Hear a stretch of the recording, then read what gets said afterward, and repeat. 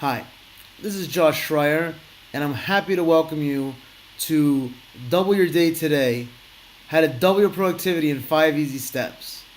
This is Module 1, How to Make Your Day a Must, How to Make Your Life a Must, so that things actually happen and don't sit on the sidelines waiting for them to happen.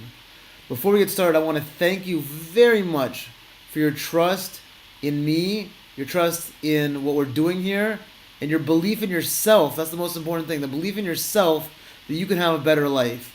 A life of more passion, of more love, of more time, of more space, of more health and vigor and vitality.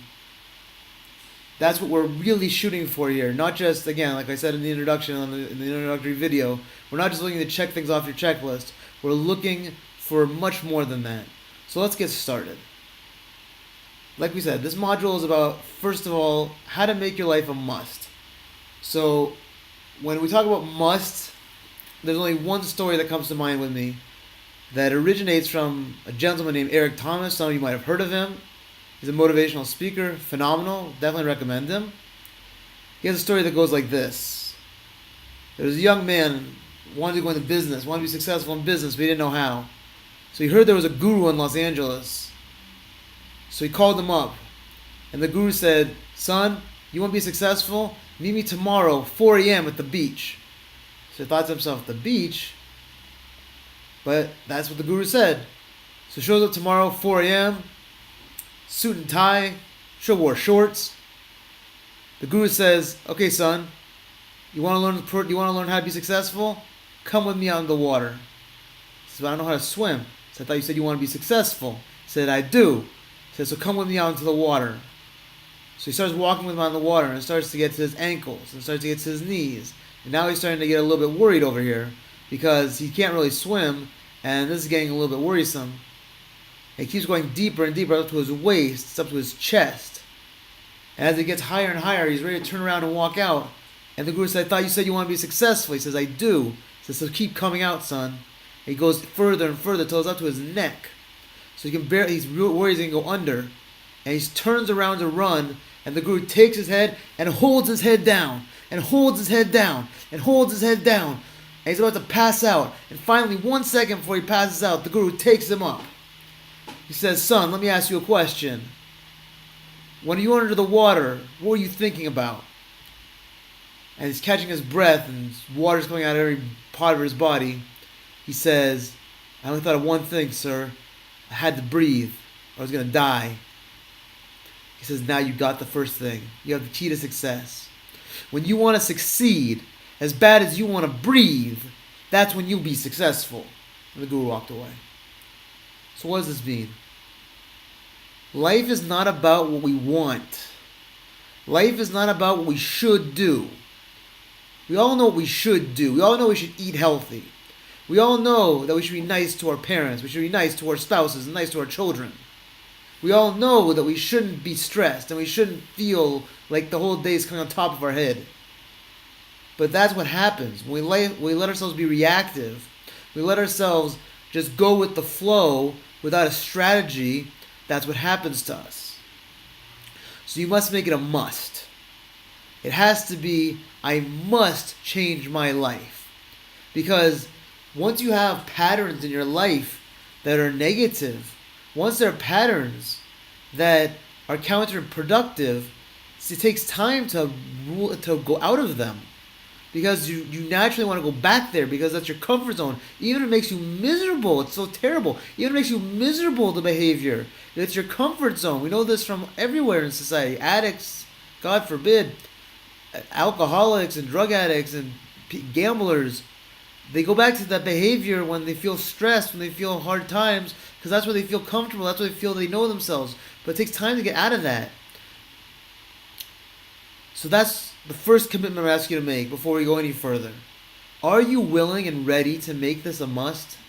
Is this something that you must do? Have you gotten to a point that you're just tired of hating the day? That you're tired of waking up in the morning? I heard a great story. Guy wakes up in the morning.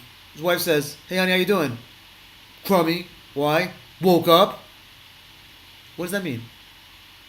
It's 7 o'clock, 6:30, whatever time you get up in the morning. and you're feeling crummy and you just got out of bed, how do you think your day is going to go? I can tell you everything possible to do to get all your checks off your list today. But if you start the day like that, what chance do you have when you get in the office, working for yourself, working for someone else, and you feel like that? None.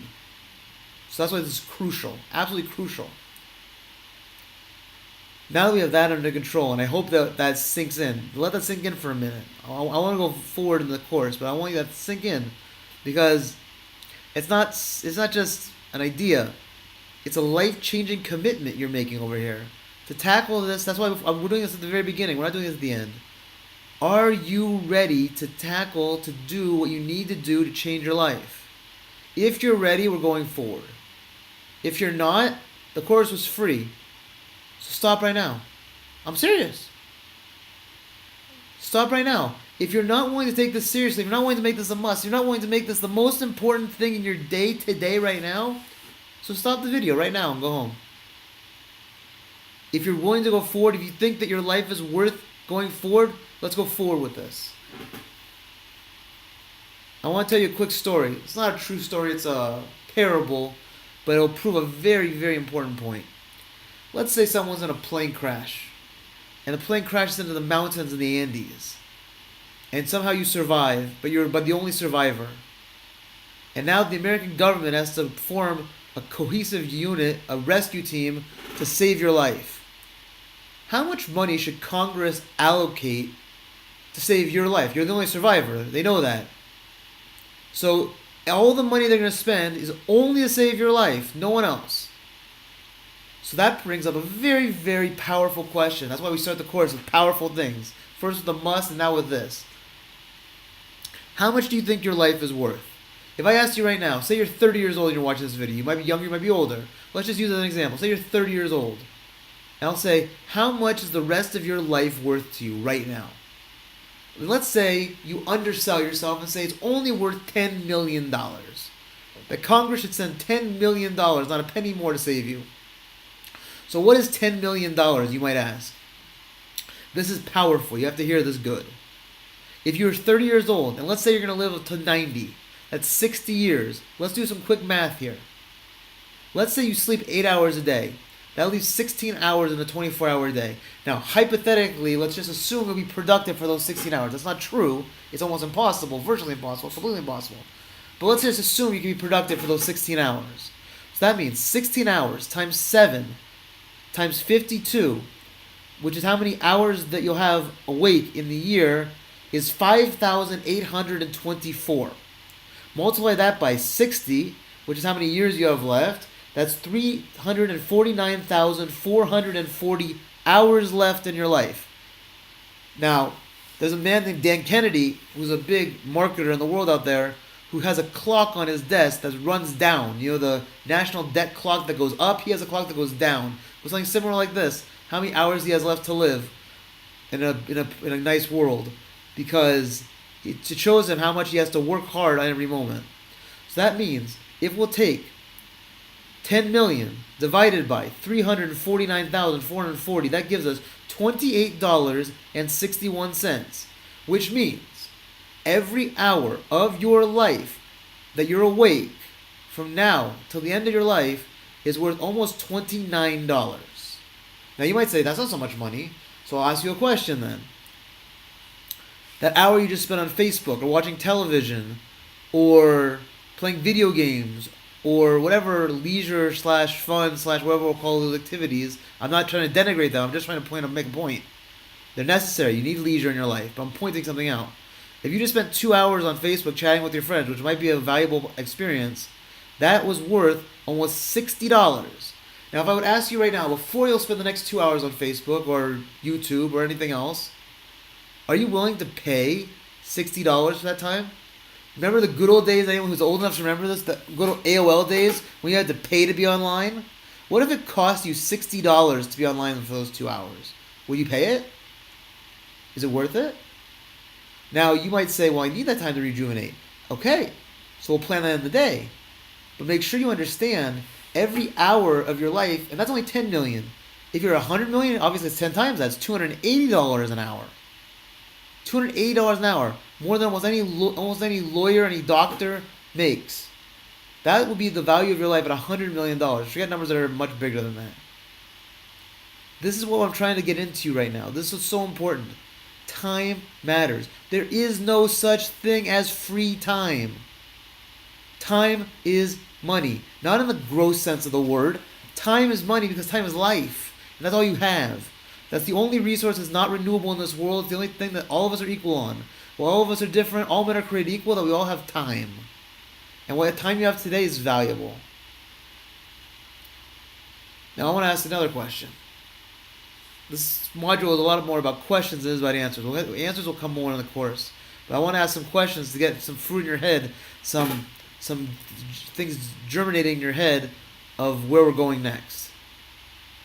Have you ever felt that no matter what happens, no matter what you do, you're always just so busy that you never have time? Not time for your spouse, time for your kids, time to take care of yourself, time to learn something new, even something new in your business or your life that would have tremendous value to you, but you don't have that hour that you can set aside to do it. How would you like if I would give you an hour or two every single day that you could use to do anything you want? Take it for leisure if you'd like, or to use it to do something to really move your life forward in a positive direction. With that as an introduction, this is the first module. I know that it might leave you feel a little empty because it was all questions and not answers. But the questions are what was going to lead us into what's valuable coming forward. Because if you're dedicated, if this motivated, if this speaks to you, then we're ready to go on to how we start our day, how we make our day, and how we finish our day. But it's important that you're on board now with where we're going next. Because that's when we'll really turn it into gear and make things happen.